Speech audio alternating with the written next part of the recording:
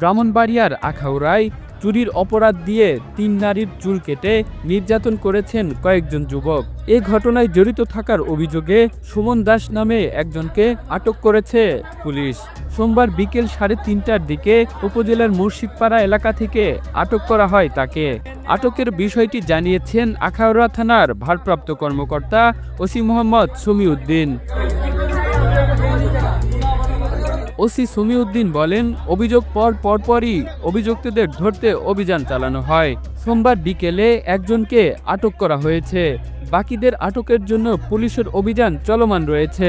Police ও স্থানীয় সূত্রে জানা গেছে, রবিবার রাত 8টার দিকে চাঁদপুর অ্যালুমিনিয়াম স্টোরে চুরির ঘটনা ঘটে।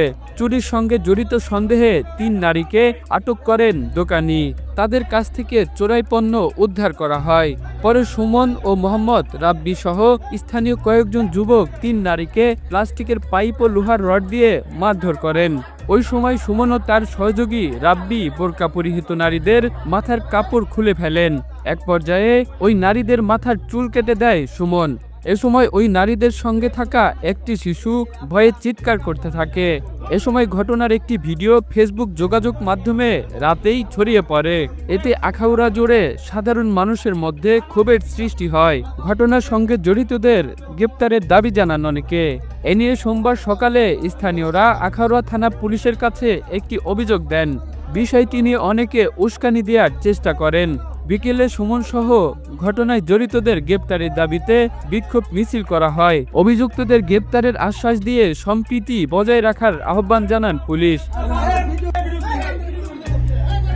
ওসি সমীউদ্দিন বলেন, অভিযুক্ত একজনকে আটক করা হয়েছে। ঘটনায় জড়িত রাব্বি সহ আরো কয়েকজনের নাম পাওয়া গেছে।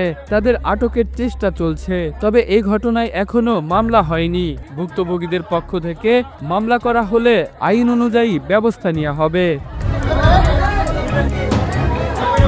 Kamrul Islam, the news Bangladesh, national desk.